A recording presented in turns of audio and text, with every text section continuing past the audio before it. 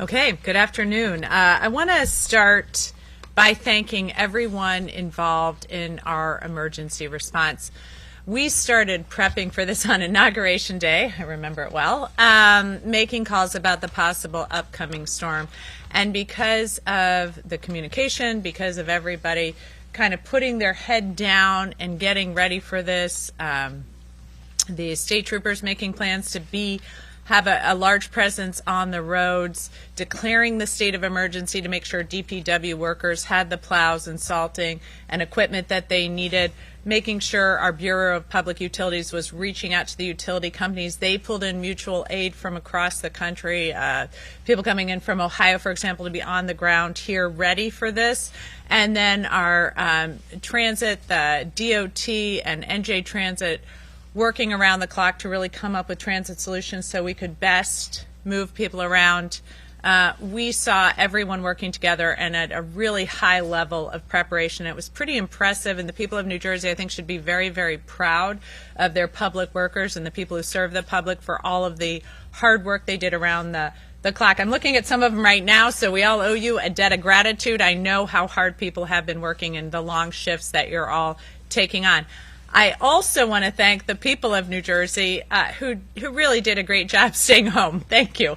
I will tell you, I was out yesterday to go check on the salting operations, the plowing operations, the streets, the roads, make sure people were safe. And there were, in the most densely populated state in the nation, we had almost empty highways.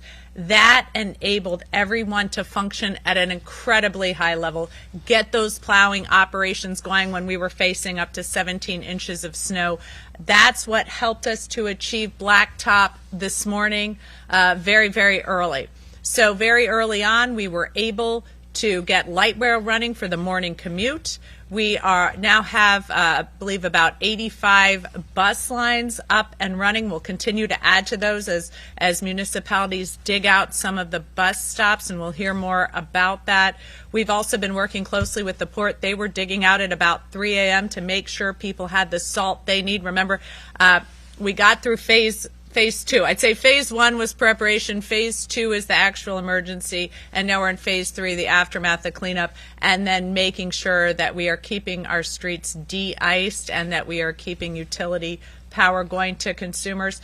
But that de-icing effort will involve salt. So the state's ramping up again on our salt. And I would encourage all the municipalities to do that.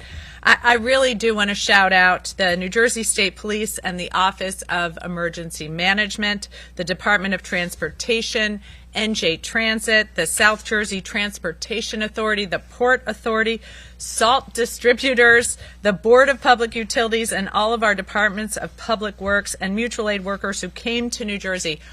Everyone working together made such a huge difference. We started our meetings early.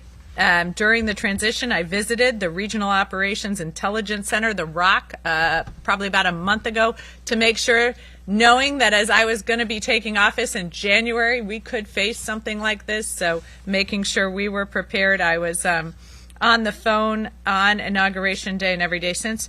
We've been in touch with every county and more than 315 municipalities to check in on everyone, make sure they have what they need. As we endured the worst winter storm in a decade, I declared a state of emergency effective on Saturday at 5 a.m. That was able to get all the resources that we needed.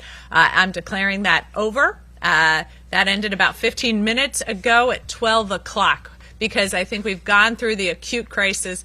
Now it's post-crisis cleanup and making sure we continue to keep everyone safe through this cold weather we are enduring. I will also let you know that we are continuing to bring up all of our transit. This afternoon we will see most of our train lines coming online. Some of them have already begun.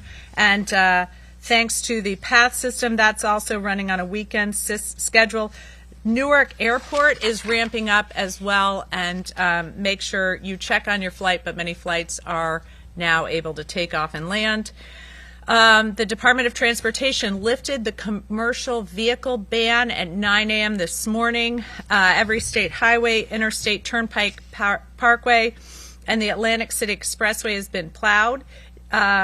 DOT is lifting the emergency restrictions, but use common sense. These are wet roads and the temperatures are below freezing. So be careful on bridges, on off and on ramps. Make sure that you aren't, you are aware of ice on the roadways, the possible icing conditions. We're working incredibly hard, but just because you see blacktop doesn't mean that you don't need to exercise caution in these incredibly cold conditions. I got to tell you, hats off to our utility operators. They have restored every single person who lost power during the storm. I have never seen that in our previous storms, so they were truly ready, especially with that mutual aid. They had tree cutters in place to make sure that if you lost power, they restored it as quickly as possible, knowing how cold it was going to get. Our grid operator, PJM, we've been in touch with them talking about the upcoming cold. They have been preparing to meet the historic demand for electricity tomorrow. The DOE issued an emergency order to allow additional resources to stay online to meet electricity demand. This will keep power flowing in New Jersey. They've also issued an emergency order to allow additional resources to stay online. So we will keep working with them because we still expect cold temperatures below freezing for the rest of the week. This type of cold means that we will see upticks in power needs, so we are continuing to monitor that. There's still and remains plenty of salt at the port. I want to reiterate that. There is plenty of salt at the port. There's 250,000 metric tons on hand now. We have another 125 metric tons inbound. The state's refilling our supply, so you should too. You municipalities, you counties, make sure you're ready because this week's going to be cold. So you know what? Again, thank you to everyone for this hard work. Check on your neighbors. Check on your friends. It's going to be cold this week, and it's only January, so it likely won't be the last storm we face here.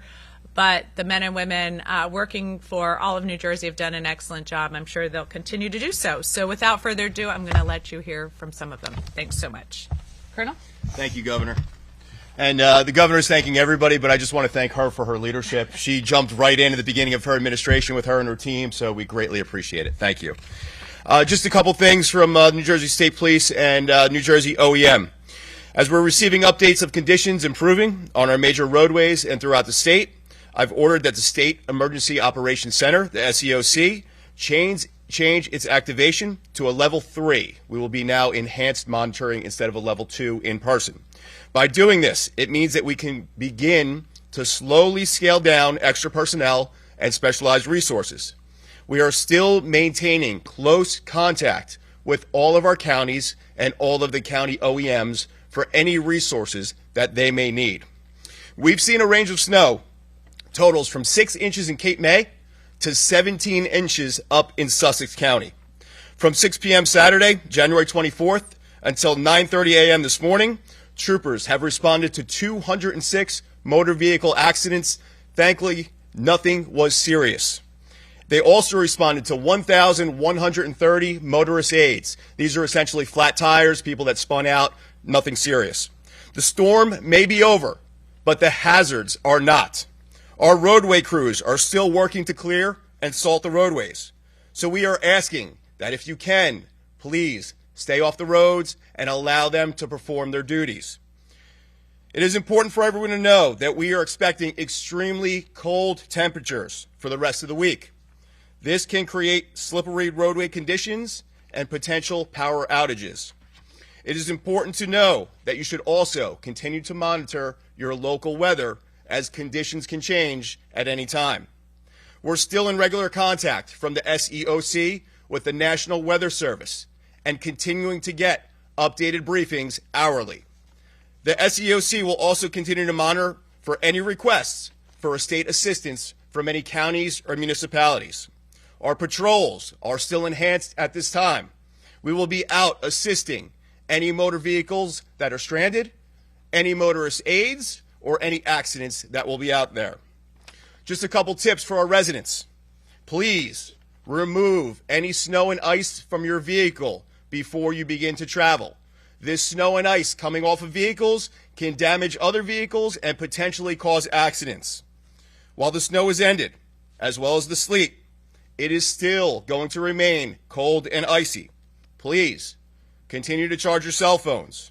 And as we always say, check on your neighbors. People are beginning to dig out now. Check on the elderly. Check on your loved ones if you're able to. We are a community here in New Jersey, and let's continue to do that.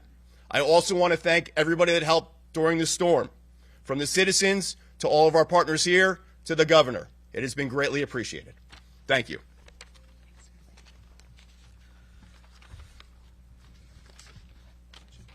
Governor, I want to first thank you. We, not only your emergency management team, but the state has been a beneficiary of your military background. You led with precision. You demanded results. But what I think we appreciated the most is that you led with the kind of pragmatism that we sorely needed and we so appreciated. I know I'm the face of New Jersey Transit, and I'm often not reminded it's not the prettiest face, but I want to make sure that I recognize my 13,000 colleagues. This is no small feat. To be able to go from a state of emergency to restoration of our service happens not by accident, but by design. And I know many of you in this room haven't slept for many days, and it has not gone unnoticed. But I wanted to let you know, I know the governor said it, and I also wanted to make sure you know that I appreciate it. We have, as the governor said, already resumed light rail service as of 4:30 this morning. Bus service, 85 lines, connecting major terminals in New York, Philadelphia, Newark, and many points in between have already started, with more to come throughout the day and certainly tomorrow. Access Link, which is a critical service that our senior and disabled population relies on, has started as of 12 this afternoon. It will be driven on how fast we can do it based on the conditions of people's driveways and sidewalks and such, because we want to make sure that we provide a safe service. I want to emphasize and amplify perhaps one point the governor made on our local bus routes. It is imperative that our municipalities who own the bus shelters and are supposed to operate them clean those facilities so people can stand in a sheltered place.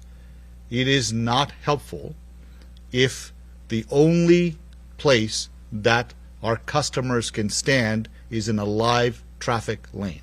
That does not make for a safe condition. We want to make sure that I understand that they have many things going on, but in order for us to fully ramp up and provide the kind of service that our counties and municipalities expect, we want to make sure they're good partners with us, just like we are for them. Finally, rail. It has been an important measure for us to make sure that all modes that are under our umbrella are operating, and I'm pleased to say that as of 20 minutes ago, we have started a majority of our train lines, with the exception of Gladstone and Peapack, and the only reason those are currently not working, or sorry, Pascack. Anthony's looking at me saying, you're wrong. Sorry, Anthony.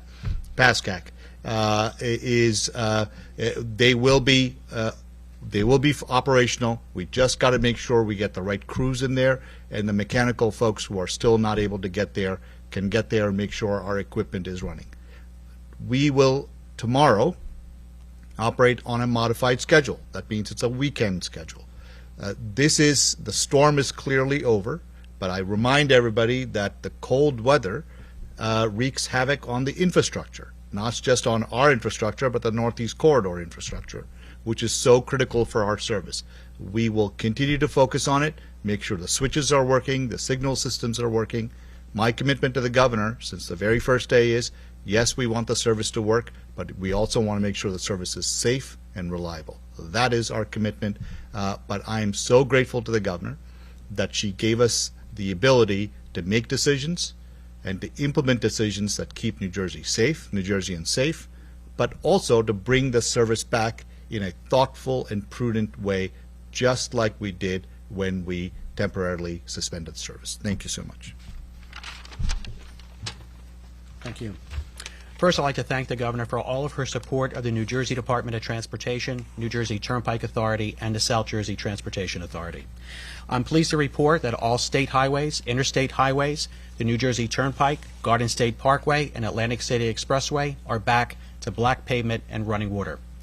Although speed restrictions have been lifted, there is the potential for refreezing with the cold temperatures. So we ask that if you absolutely positively have to be on the road, to please proceed with extreme caution, especially on the on and off ramps.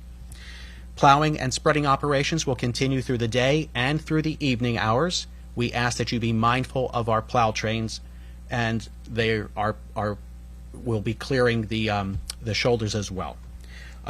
If you absolutely positively have to be on the roads, please proceed with extreme caution.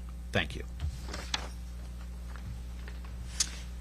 Thank you. Do we have any on-topic questions?